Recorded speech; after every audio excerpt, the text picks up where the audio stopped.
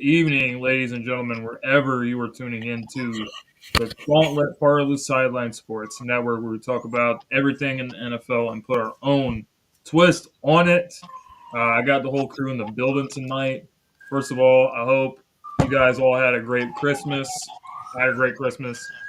Happy New Year's, last show of 2023. But how's everybody doing tonight? I'm all right. I think I'm getting sick again. Glad Christmas is over. I'm not really a fan. Man, the Pistons were like that close last night, bro. I know. That close. I I know. was texting the group chat It was- saying, please let them win this game. You Man, know, as soon as the Pistons tied it, I was like, Pistons gonna win this game, man. And then they just fell apart in overtime. I was like, Another loss, but I will say this. I don't know if I can see the light in the end of the tunnel, but I think we're in it. The last two games, we've at least been a lot more competitive. Like we blew a fourth quarter lead. The game I went to on Tuesday, and then we were up 19 at the half. It's funny because my buddy hit me up and he was like, "Hey," he's like, "I was going to go to the casino, but I can't find a sitter, so I'm a bet from home." He's like, "I want to bet on this Pistons game." He doesn't have cable, so I gave him my Bally Sports login so he could watch the game. He put money on the Pistons and then a few prop bets. Mhm. I did as well, but I'm like, I don't have the stones to bet on us. Okay. Before we get started, I want to thank all the people that are tuning in. We got Grizz in the house. What's up, Grizz?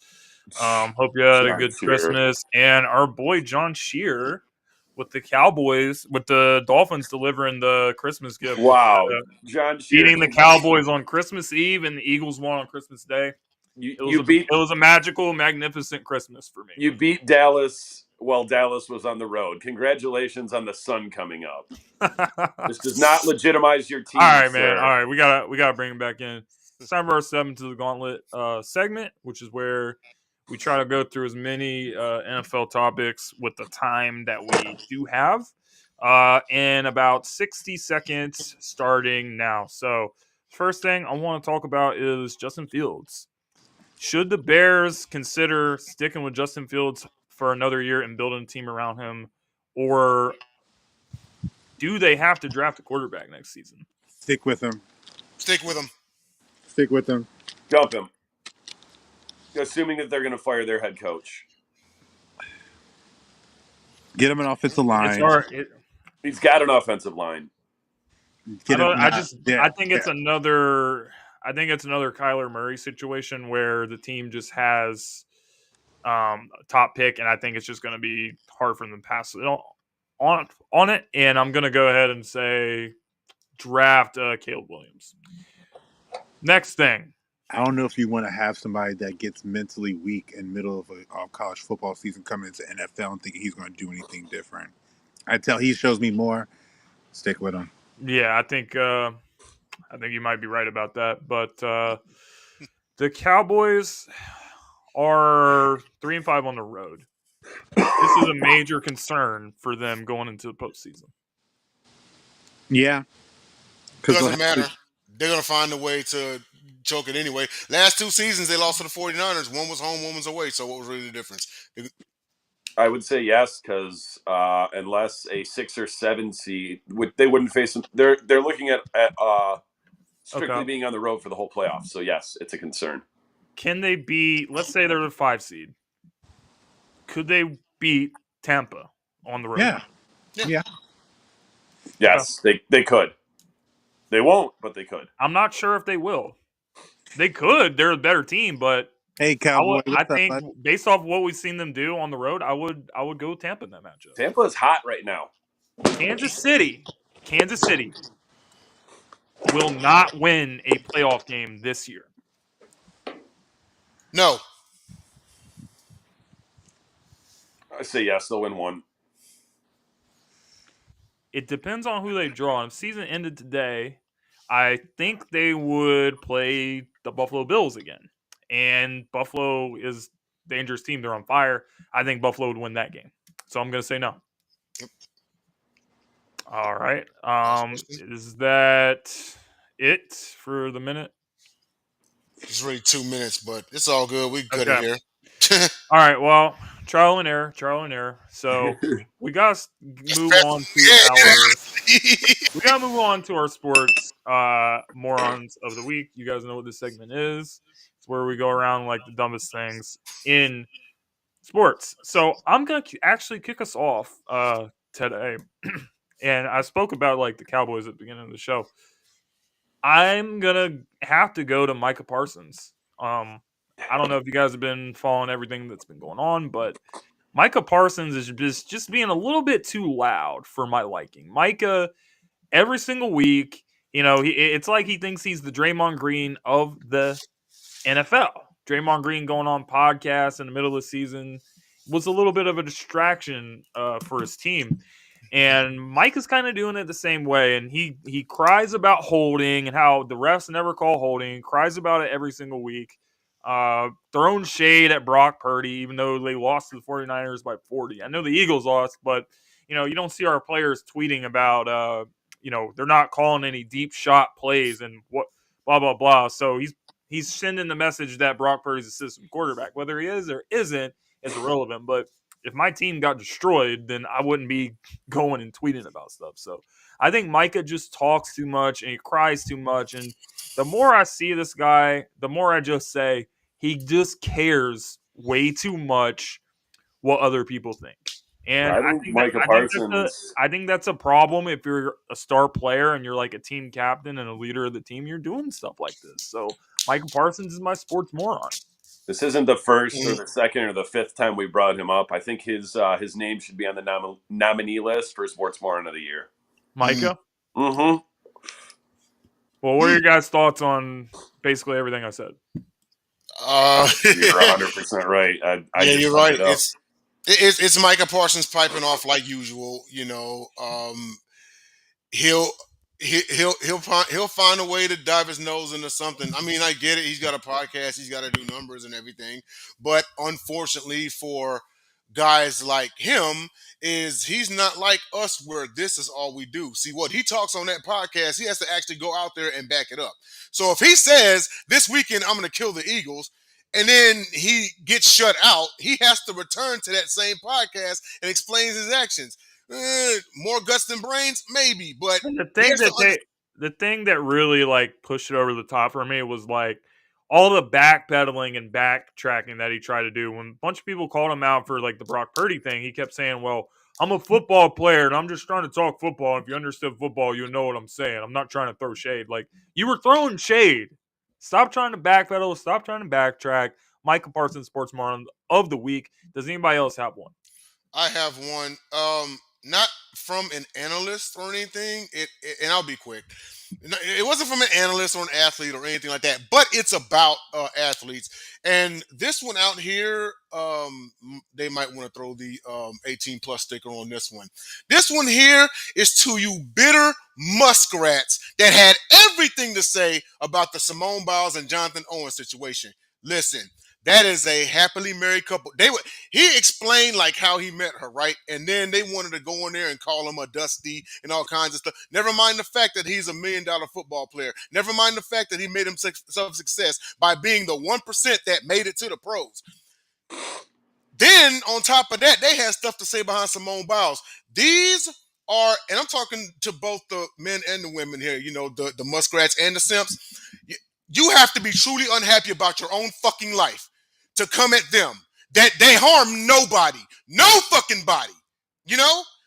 How bitter are you that you have to attack folks that are better than you, doing better than you, and you're unhappy with your own situation?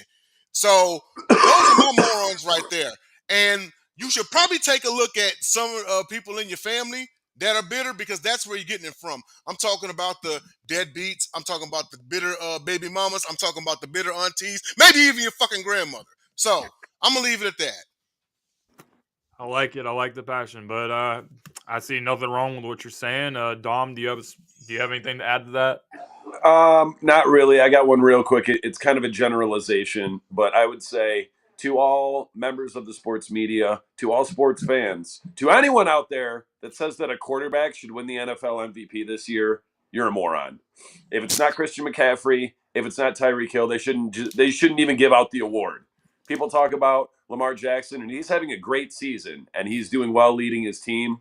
You know, I'm very seldom to give him props, but I've seen a lot of growth with Lamar Jackson. But Baker Mayfield has better numbers than Lamar Jackson. Matt Stafford has better numbers.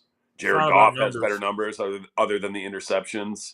And as we know, it takes a lot for a non-quarterback to win the MVP. I believe the last one was AP.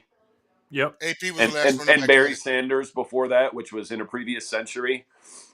But just for the fact that McCaffrey's managed to stay healthy, and I mean, like, he's the weapon that he was in Carolina, but now he's found a way to stay healthy. I mean, it helps having other weapons around him and a much better defense. And Tyreek Hill might break the receiving record.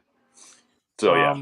The only way I disagree with you is when it comes to like the numbers and all this stuff. Like, that's not what it comes down to. What I define as MVP. Like, Lamar's numbers might not be what you want to say is MVP numbers, but the impact that he brings to the team is evident. So I feel you.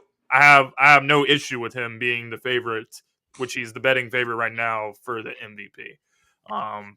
But yeah, Christian, like if McCaffrey won it, then I would say that's well deserved as well. But I mean, it's not always about numbers, because some Cowboys fans love to brag about Dak's stats, but they never want to break down. And Shannon Sharp was very good at doing this, as well as every other critic. Is how much of those stats really came in garbage time?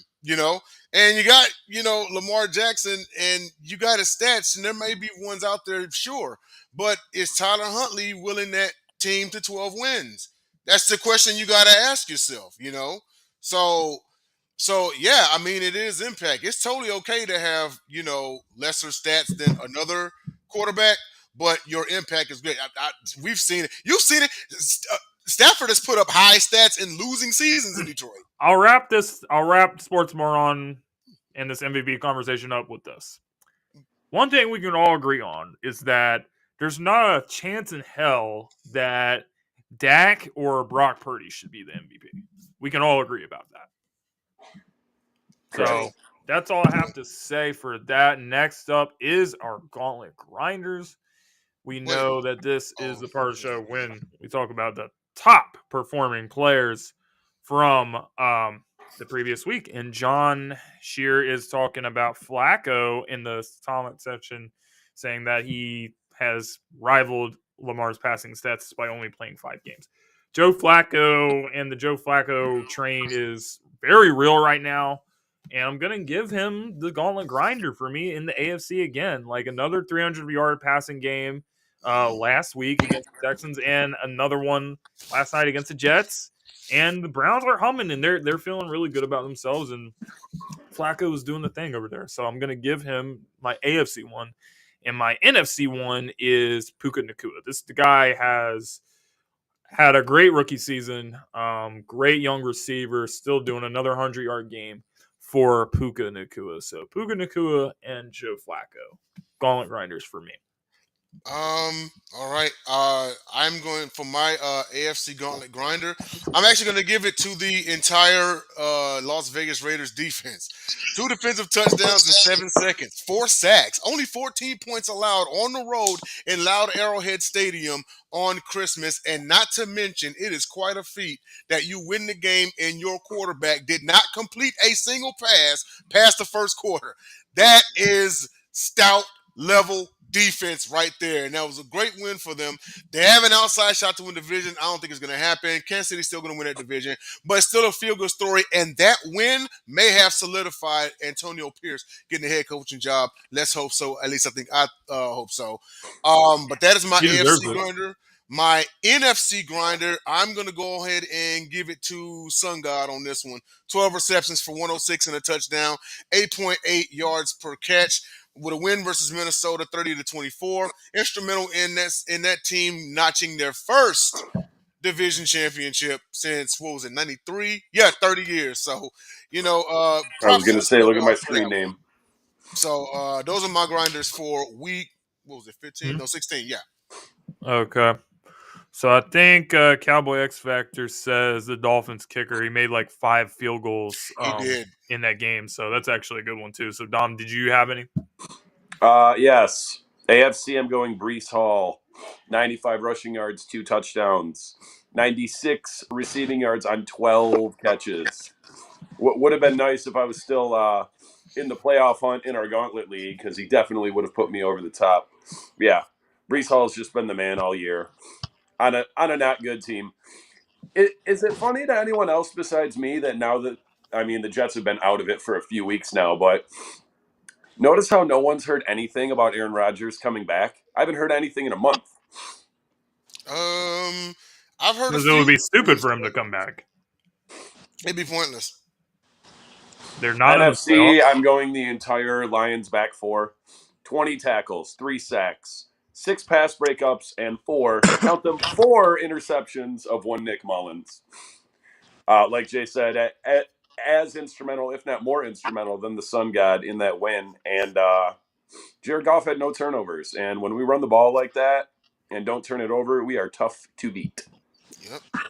And you still got an outside shot at the. You need a lot to happen, but you still got an outside shot at the 1 seed. Imagine that. That would be Yeah. crazy. They do.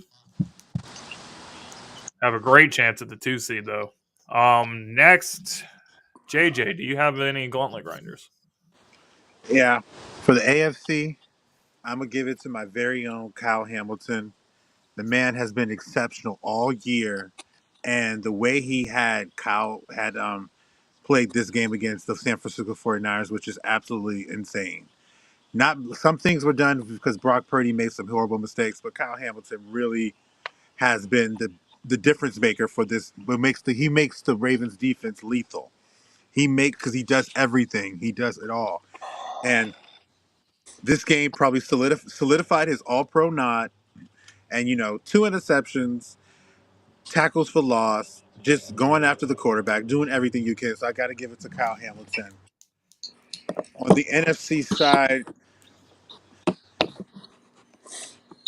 I'll give it to Jared Goff.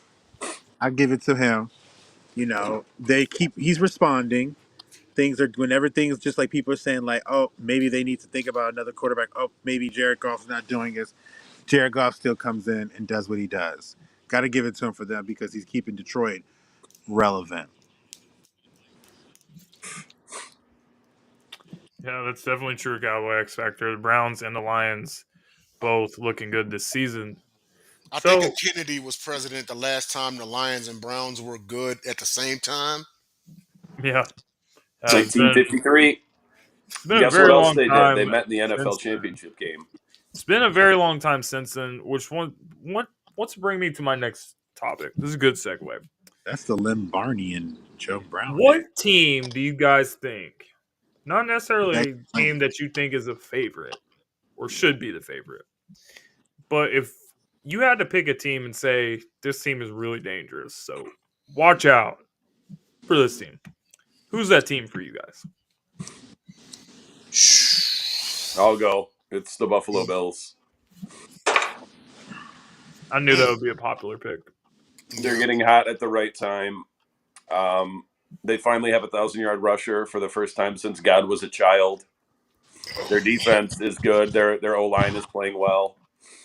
And when Josh Allen is at his best, that's a team's been to the AFC title game at least once in the last couple of years. And Grizz says the Browns. Okay. Mm-hmm. I'm gonna I will say this about the Bills: if Baltimore beats Miami, then the Bills are going to have a chance to win the division, because if they have the sweep tiebreaker over Miami, they're going to win the AFC East. So, that is kind of crazy, because a couple weeks ago, I did say on the show that I thought the Buffalo season was over after they lost to the Eagles, but they have not lost a game since then. I got to address a comment from John Shear. He said the barely beating Easton Stick Buffalo Bills. Yeah, that's what happens when you get rid of Brandon Staley. You become competitive. But yeah, Bills. Now I know the man who just got his first win against a 500 team or better is not sitting here coming at a Buffalo Bills team for having a little bit of It's been a issue crazy season. with Easton Dallas Stick. lost to the Cardinals. Yeah. We lost to the Panthers. I mean, it's just been a weird season. Yeah. But I'm gonna go Browns on this one. Now, if they meet up with the Ravens, I would still say Ravens, but it'll be a tough game. Definitely don't overlook them. But if Kansas City runs into them, the Browns are knocking them out. I'll stick by that. I'll die on that hill. Um, it's just too much going on with Kansas City right now. Not to mention, what was this? A couple of years ago, the Browns actually got screwed out of a call at Arrowhead in the playoffs. Well, not really screwed out of a call. It was just a bad rule. Just a bad rule in general. Touchback. Uh, but yeah, I mean they're getting hot at the right time with Flacco. They made it this far without Watson or Nick Chubb, and I know the whole Watson thing probably ain't saying much, but people agree Nick Chubb was a top 5 back. So to make it this far without him, and you still got a solid rushing core and a number 1 defense, yeah, I think the Browns might be the most feared team. Okay. Cowboy X Factor makes an excellent point. What about the Rams? I almost said Rams. Everyone is talking about the Browns. Everyone is talking about the Bills. But how about we give a shout out to the Rams as well? The Rams have Well, really if you guys had let me go, I was going to mention. go ahead, JJ. You can take it. If y'all had let me go, I was going to mention the Rams. First, I'm going to sit there and say, the team in Charm City don't fear nobody. Let's make that very freaking clear. I don't give a damn how good you think you are, how much you've been playing, how well you think you've been doing. Come to the Baltimore. We want the best. Again, we don't go against Peyton Manning on the road, Tom Brady on the road, being scared to play that team. It don't matter who you are. So Joe Flacco and the Browns bring over to Baltimore. We're not scared of you like other people in this world want to think we are. I just want to address that part. Bottom line, does not matter. We will play anyone, wherever, whenever. You're But as scared. far as the most dangerous team, I really think it is the Rams because I think they have the perfect formula to make any team that may be sleeping on them get defeated. When you can run the football, that is typically what's going to help you in the playoffs because you're going to be giving people problems because these teams, whether you like it or not, defenses today aren't built to last the attack of a run game that pounds you the way that they try to pound you. And then Stafford's got 2 weapons that are pure route runners, pure pass catchers, and they are definitely playing well together. And then their defense is doing just enough to keep them in the game and keep them going. I actually think the Rams are a very interesting team to watch. And playing them, I know what they see, what they have. I think the Rams are a very, very dangerous team to face and a very tough out. With the Rams, So I think people have forgotten because Stafford's been, kind of banged up all last year. I think people have forgotten that a healthy Stafford will still cut you in half. So I definitely see the Rams how they could be like the most dangerous wild card going the in. Rams could win. I think the Rams could win against the Eagles or the Lions in the wild card. Could they make the I'm NFC officially title scared game? of the Rams. How far do you think they can go? They could go to the NFC Championship because if they end up playing San Francisco, like that's a division game. And I tell you all the time about division games. And we're gonna see this team play the 49ers at the end of the season too. So Yeah. I think the Rams have a legitimate argument as being one of the most dangerous teams. I know everyone loves Buffalo and everyone loves Cleveland. But I also love Cleveland for a lot of reasons, not only because of Flacco and what he's doing, but the team just has so many different things that can help you win in the playoffs. They can run the ball. They're averaging over 119 yards a game on the ground. Their defense is phenomenal. Jim Schwartz is really doing stuff. So the 2 things that you can count on in the postseason is that's going to travel anywhere is a defense and a run game. And they believe in Flacco. The team's fully behind him. I really think that the Browns are going to have a chance to do something special in the postseason. So I'm going with the Browns. Store. I mean, and then another right here, Rams could Cowboy X Factor. Rams could beat Niners. Who knows? You're right. Who knows? I think they could. Because one thing I've don't see noticed why not. about those 2 teams, I don't care how good or bad either team is doing, Niners Rams usually delivers. And especially it wasn't just but 2 years ago that they were in the NFC title game, and that was a great game. So the 49ers swept the Rams, and the Rams still won the Super Bowl that year. Still won the Super Bowl. Yeah. So I mean, who knows? Can the Eagles? I was going to say I could see that again because they've got one more regular season game left, right? Yep, end of the Yeah. season And the week. Niners won the first one. Yep, it was a close game though. It's very tough to beat a team three times in 1 year. 1 Oh year. yeah. Usually But, you sweep them, they get you in the playoffs. So let's move on to some more current events. Russell Wilson, quarterback of the Denver Broncos, officially benched for the rest of the season.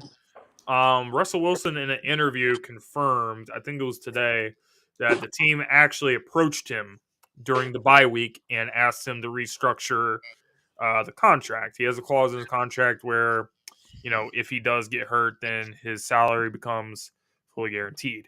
Russell Wilson declined to do that. So, from a business perspective, does it make sense? I guess, but was it still the right thing to do? I don't know, because the the Denver Broncos are still in the playoff picture. They're not eliminated yet. And I think that what happened is Sean Payton, and I gotta say something about Sean Payton. He could have been also a sports moron of the week, because this guy is acting like a clown. He's acting like he's Jesus. He can't do anything wrong, and he's blaming everything on Russ. And I don't think Russ deserves all the blame for the whole situation. I think that Sean Payton is trying to take some of the heat off of himself. I don't really think that the Broncos have done right by Russ. I think they're really treating him like shit, and it's kind of sad to see, because you can say whatever about Russ as a player, but as a person, this guy's a great person. He's a class act, and he's actually hasn't had like a terrible season. So I actually think to some degree you could say that the rest of the team has also failed. Like, you gave up 70 points to Miami. This team is just not good. But you're blaming Russ for everything and putting all the blame on him. So I just really don't agree with it. All of this, and they still have a way outside shot at making the postseason, man. You talk about a weird season. Actually, Bleacher Report article came out just earlier this evening that said that Russ actually wants to stay in Denver. He says he still wants to win championships with the Broncos amid the benching. So, I mean, who knows? This right here, I mean, first of all, I don't think Sean Payton ever was a fan of Russ in the first place. That's just my personal opinion. You know, He shouldn't have taken the job if you didn't want to coach him. he should not have taken the job. You know, I think that, and you know what? I've said it in the group text, and I'm gonna say it to everybody out there. He's about to find out real quick that he wasn't shit without Breeze. When Breeze walked away in 2020, Peyton should have been right behind him, and that right, everyone's about to see that firsthand. I think he also has the mindset he maybe wants to draft his quarterback of the future and then develop, because, and I thought about this as hard as I could. I was like, listen, when he got Drew Brees, Brees already was in like what, year 6? He spent like 5 years in San Diego. Am I right, I Dom? thought it was like 3 or 4. 3 or 4. He was thought it was drafted. Something like that. He was drafted in 01. So And he got to there 05, 06. I think right after yeah. Katrina. I think it was like 04, like 4 years. Yeah, 4 05, or 5 06, years, something like that. Yeah, you know what I mean? So he never really has had to develop a quarterback from the ground up. Anybody he's ever gotten has already kind of been, somewhat established to full on established, because he got Breeze in year, 4, 5, 6. He got Russell Wilson in like year 10, you know? So he may have an ego about himself, like, hey, I want to take a quarterback, develop him from the ground up, and in that way I can be known as, not associated with Drew Brees so much, I guess you could say, But at some point in time, you just got to do the smart thing, And Russ gives you your best chance to win. Even in a down year last year, he was still 16 touchdowns to 11 picks. His numbers are better this year, And let's face it, Russell Wilson, he has not been this. Has he had his bad game? Sure, but he hasn't been like the sole problem. I would go as far as saying coaching, So to James's point, yeah, he's trying to take the heat off himself. But as an experienced coach, he should know that everything begins and ends with him as the head coach. I disagree with the move. Dom, what you got? Well, the fact that they went out and gave up assets to get Jared Stidham, like in some way, shape, or form, you could almost read the writing on the wall. But like you said, Jay, trying to dissociate himself from already established quarterbacks. One thing that head coaches and GMs like to do is draft. Like it's a difficult situation to come into an organization like when you're a GM if they already have a head coach, or when you're a quarterback. Or I'm sorry, when you're a head coach and they already have a quarterback. GMs and head coaches like to put their stamp on things. So, like you said, he may be looking to draft their quarterback of the future and develop him. And to be honest, right now, Russell Wilson is your best chance to win. But going forward, if they can get rid of him and shed that contract, it gives them a Yeah. lot more flexibility as far as the other 52 guys on the roster. So I'm thinking that's what he's thinking. It still doesn't make a whole lot of sense to me right now, because given the way that they started their season and were left for dead, and then Russ and the rest of the team kind of responded and they went on a run, made themselves look at least respectable again. I don't understand it from a right now standpoint, but I think I know what he's trying to do long term. Still doesn't make a whole lot of sense right now. Like, if they were already 5-11 and out of it, then sure. But when you still have a chance, like, you don't bench your starting quarterback when you still have a chance to make the playoffs. You just True. don't. Yeah. It's true. This is I something don't. you don't do. I, Okay, I I'm don't. sorry. Go ahead, JJ. I don't even look at it like this. I think it's so funny because the comparison I reached this is so funny. It comes to Real Housewives of Beverly Hills. This just seems like an ego move that Sean Payton and them did. And the reason why I bring up Real Housewives is Lisa Vanderpump. You Lisa always Vanderpump. have a Real Housewives reference. JJ be on them reality shows, bro. I'm sorry. Go Lisa, ahead, man. Lisa Vanderpump runs a magazine, and she asked one of the housemates, her friend Dorit, to be on the show. They do a magazine cover. Dorit didn't like the magazine cover, but Lisa Vanderpump still proceeded to have the magazine with her in it, but chopped her head off. And it basically gets me back to what Erica Jane said. She said she did that because you hurt her ego because you said that you didn't like the pictures and everything. So she said, okay, cool. I'm going to do one up on you and make you look foolish and cut your head off and still do the photo shoot. It's the same thing here. You approached Russ with something. Russ said he wasn't going to do it. So you're going to bench him because you're going to say, okay, if that's what you're going to do with us, fine. We're going to do this. And that's exactly how I read this with. I don't think it's anything more than just Sean Payton and them saying, okay, fine. If you want to act like this and you want to sit there and do this, cool. We'll put you on the back burner and we'll see how we can still do without you. It's very catty. It's very funny, but I've seen this before, and obviously my comparison. Okay, so just before we wrap this topic up, there are some implications when it comes to getting rid of Russ. First of all, the number one thing is Denver is already over their salary cap by $18 million for next year. So they are going to, if they straight up cut Russ, they're going to have to like eat even more money. And they also are over the cap. So would that really be like the smart thing for them to do? I don't really think so. It's not really going to help you right now, especially with your own cap situation being the way that it is. So it'll be like at least another 2 years before you can really feel good about like your cap situation getting relief from moving on from Russ. So if Sean Payton does this and he's just trying to prove a point, it just seems a little petty for me. And the Denver Broncos are not really going to be in a good situation by getting rid of Russ anyway, whether you think he's a good quarterback or not. So that's Egotistical that's people, another thing I wanted to say. people with ego are petty. That's just what it is. If you have an ego and a tremendous ego, you're 9 times out of 10 petty. This is what that feels like. And Jay referenced it earlier, talking about, do you not, he might be feeling like he's too, like he's proud of himself or arrogant or something. Of course he is. These guys are NFL, which is supposed to be the ultra masculine alpha mentality type field. You can't be an alpha without having an ego. You just Yeah. can't. You just can't. And so this literally, of course he got an ego. He expected Russ to sit there and just bend over, and Russ was like, he got his own ego. He's his own man. Like, nah, bro, I'm gonna continue playing. What are you worried about? I mean, I just never really understood like the hype of Sean Payton as a coach. Like everyone has always talked about this guy like he's so great, but is he really? Like I don't think so. I think he's an amazing offensive minded coach. I just think he does not know how to pick a defense coordinator to save his life. I think Drew I think Brees helped him a lot. Yeah, I think he's a poor man's Bill Belichick. And now that he I doesn't have a they quarterback, they they still were successful with Rich Teddy man's Mike McCarthy. Bridgewater. They still were successful with Jameis Winston and things. I just think he's never really, when I look at all of his squads, even the one that won the Super Bowl, they've never really been a really good defense. They've just been a defense that can get you the ball back to the offense and let him and his offensive mind take it the way. I've never really felt that he's had a really good defense.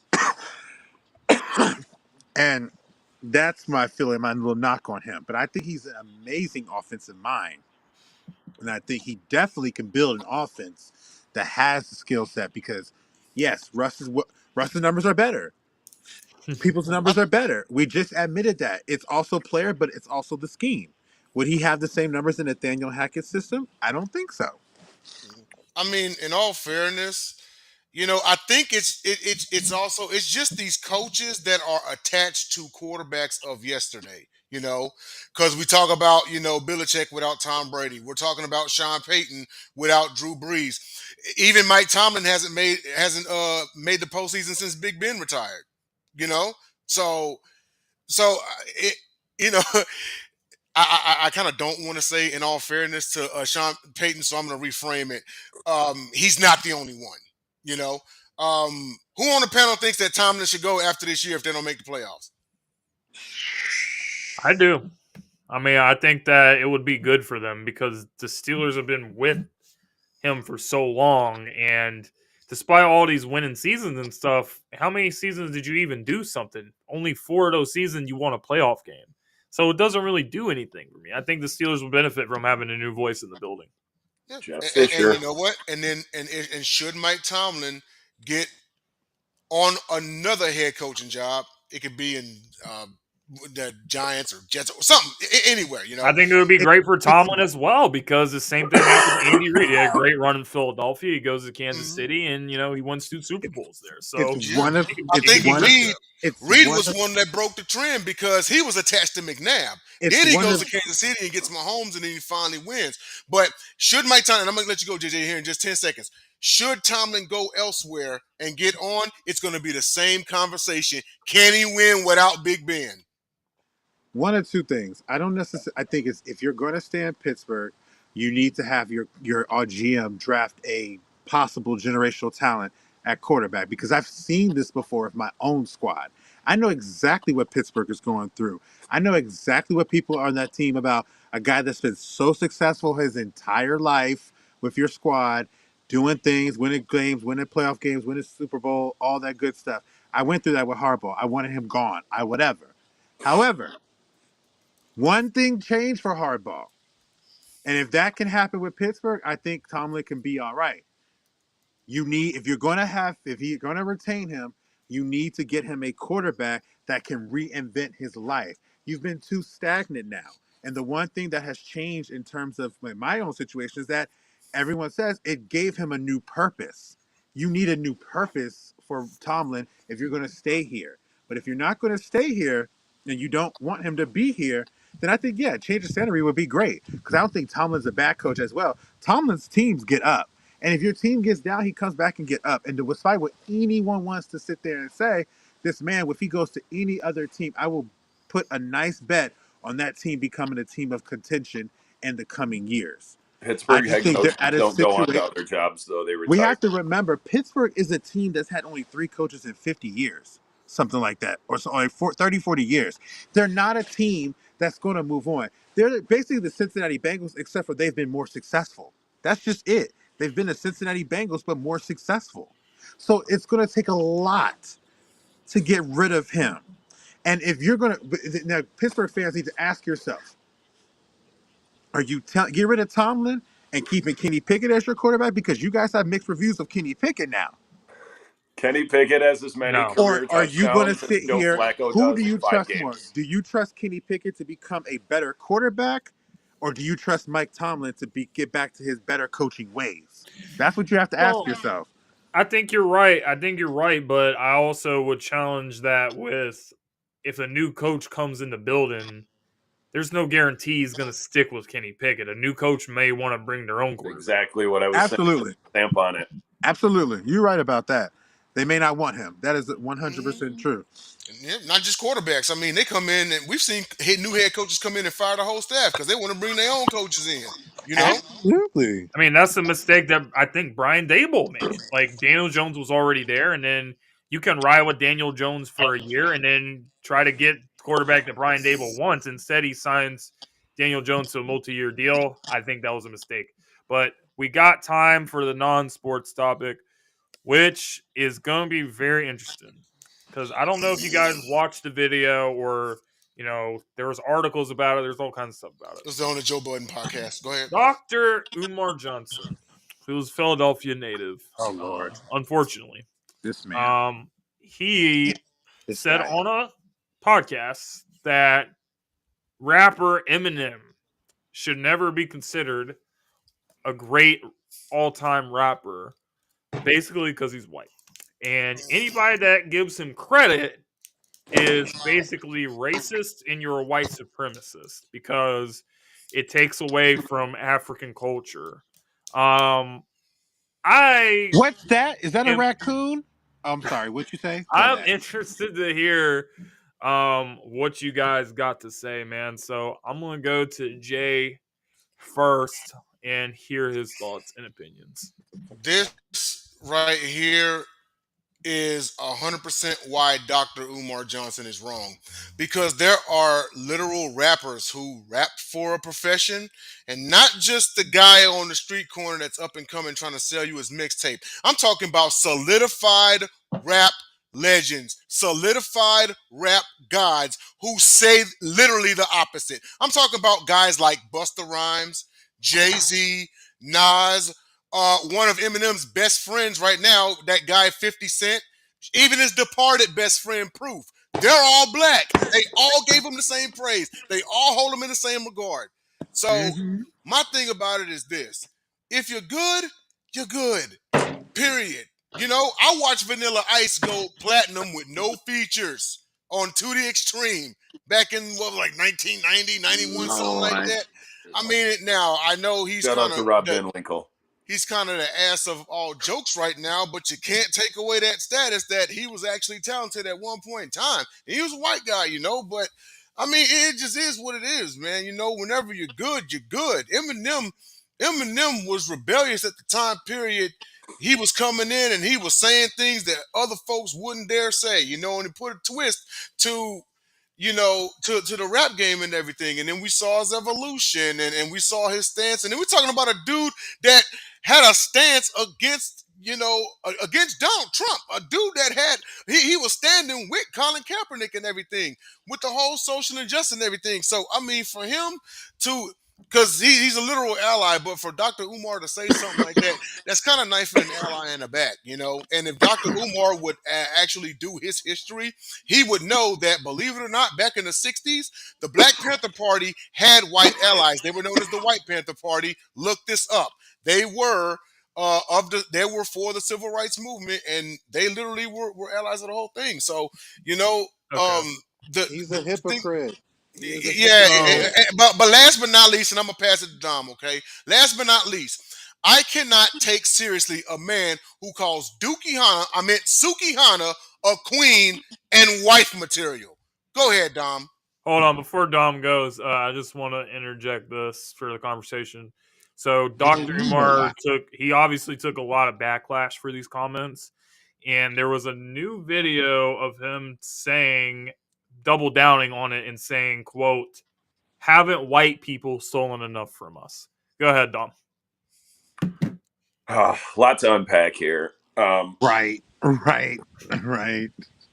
I mean, the prevailing sentiment in my mind is, in all reality, considering that rap music was, you know, founded in the black culture, dominated by black artists, the fact that Eminem has risen to the levels that he has, you almost have to go ahead and give him more props than you would, because it's hard for a white guy to succeed in rap because, like Jay said, prior to Eminem, the only other person that reached that level of fame and success was Vanilla Ice. You had a little bit of House of Pain in there. Shout out to Everlast.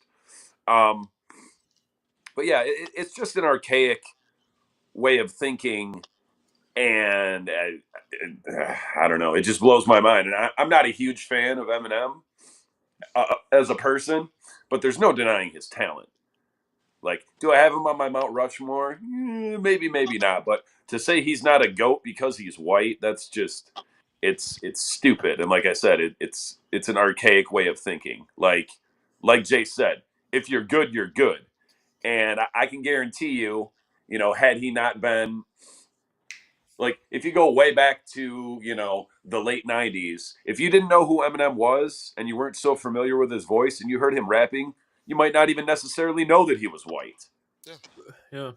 Shout out to Talent is Eminem. talent. It's like, if you're good, you're good. And the other side of the coin is the cornerback position in the NFL. The last starting white corner was Jason Sehorn in the mid '90s. It's not a color thing. It's not like the NFL is racist against white corners. There just hasn't been one that's been good enough. Oh, and then not to mention, before JJ goes, we could maybe he does have somebody on his side, because that Asian guy, Dr. Dre, thinks Eminem is absolute dog shit. Oh, what's that? He's black and signed him to his label. Who'd have thought? And Go I'm ahead, pretty JJ. sure Dr. Dre might know a little something about talent.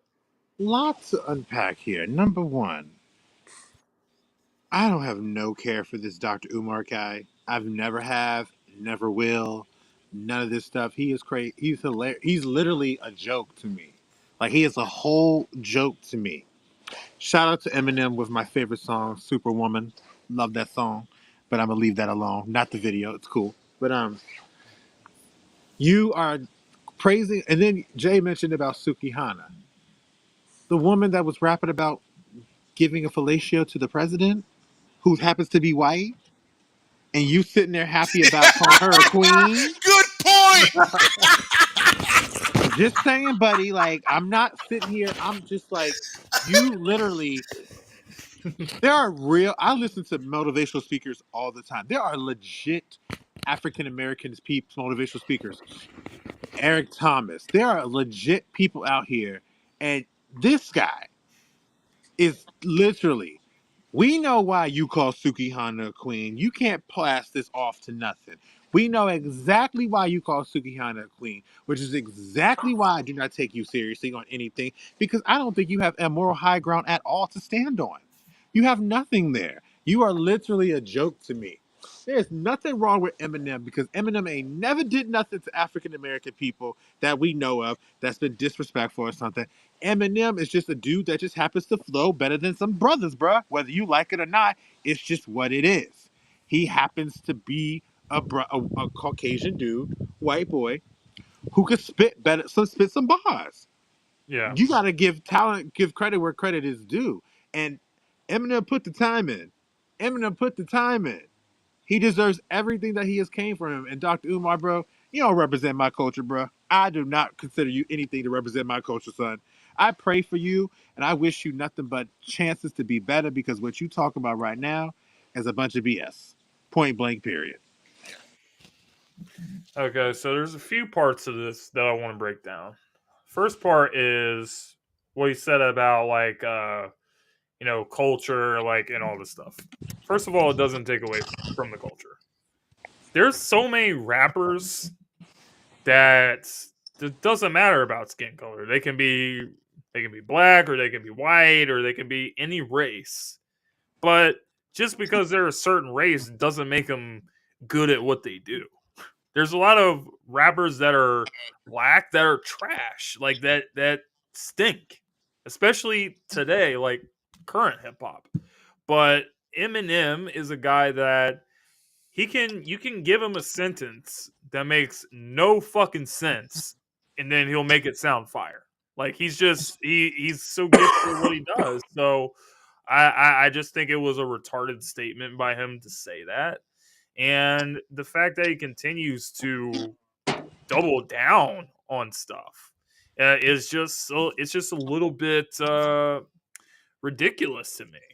And Eminem can wrap circles around so many guys. And even if you're not an Eminem fan or you don't really like him or whatever case may be, I don't really see how you can put him below the top 10 of all time based off his accomplishments and everything he's done. And I just Dr. Umar Johnson, he continues to make a clown of himself with this whole like African pride thing, and like people can't have interracial relationships, and all this stuff he tries to preach is ridiculous. You can be in a relationship with somebody that's a different skin color because you love that person. But he's saying that it takes away from African heritage and this, and like he's just so ridiculous as a person. So it was pathetic, it was a joke, and I gotta say, like, I'm not really surprised that this came out of his mouth though. Like when he said it, I was like, yeah, that's a Dr. Umar thing. So it's pathetic, it's sad, and it's a joke. And that's all I have to say about that. At the end of the day, I thought he was seen with the snow bunny before. I really feel like I've seen that. Like, I Yeah, think there's a picture of him with a white girl like in a mall I one time. listen. Anytime I hear this man's name, I just be like, please, I don't want to hear it. I look at him in the same way, and I don't care what nobody says. This one might be unpopular. I look at him the same way I look at Kevin Samuels. I don't want to hear anything about these dudes.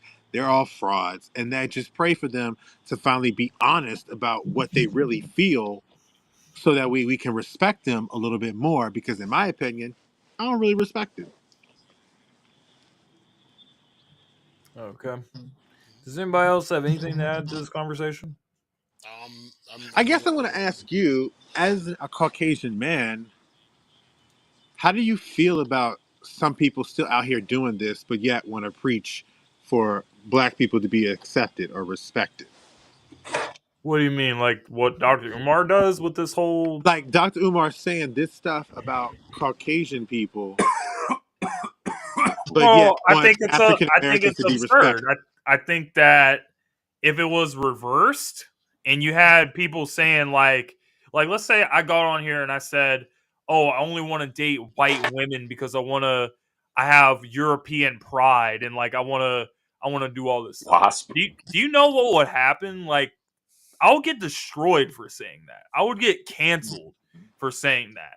So his whole stance on African pride and all this stuff, like it's just absurd. And I just think everything that comes out of his mouth is completely stupid. Yeah, and I think that's the one thing that bothers me is that I'm all for being happy for your culture. Because essentially, white culture is a culture, or black culture is a culture. I am not discrediting anything about that when I am always understanding of people wanting to be happy about their culture and they happen to be Caucasian. And I think that's the problem that I have with this is that you can be pro-black and still be appreciative of people representing that they're happy to be, Caucasian. Now, if you're talking Caucasian in terms of the Jim Crow era, back in the KKK, then we got Yeah, a problem. Then it's we got a different. problem. Mm-hmm. But if you're just happy about the fact that you're living life and appreciate that you don't have the same understanding as your ancestors or your peoples before who had to learn, I don't see the problem. I don't think just because a culture represents and considers this Caucasian, this white man to be a great rapper, which results show he is. I don't think that's indicative of saying that you're not for your culture. And I think I'm so Yeah, it's tired. retarded. I'm so tired of this from people. I am so tired of this. I am so tired of this. I'm pro black in the sense of I'm happy to see black people succeed, but I'm not Right. sitting here demeaning other people because they're succeeding. And that's my Exactly. problem with this world. He made one point on that same show, matter of fact, because he was like, okay, he said the reason why he doesn't approve of, like, say, for example, a black man marrying a white woman is because everything that he ever worked hard for in his life, whenever he dies, she's gonna take it and put it into the white community. Whereas if he were to marry a black woman, when he dies, she's gonna take it and put it into the black community. You know, But yet and we turn around and sit here and say all black women want to do is just use a man's money to spend for what they want. yeah, Like what but, the but hell? well, here's my thing. But here's my thing. If that black man is working hard and building himself up and everything, and he's got assets and such, and he's married to a white woman, question for everybody on the panel: can that same black man put into his community to help rebuild it while he's still alive? Why's it got to be whenever he dies or whatever? You know what I'm saying? That man can help rebuild his community while he's still alive. You And know, regardless of who he married. So you got that there. and hypocritical. Excuse me. Hypocritical. I Erica? just no, I'm good, man. I'm good. It's just this like I respect everyone's opinion, but there are some opinions I just make a mental note like, yeah, we probably won't align on this, but that's okay. And he better not claim to be a religious person because I have been reconnecting with my faith and I learn in different scriptures every day. There ain't nothing in there saying you appoint yourself better than this particular culture because you're this culture. If you are a person that believes in the Lord and have spiritual, however you want to do it, you do not look at somebody anything different from what you are. Point blank, period. The power of Christ compels you.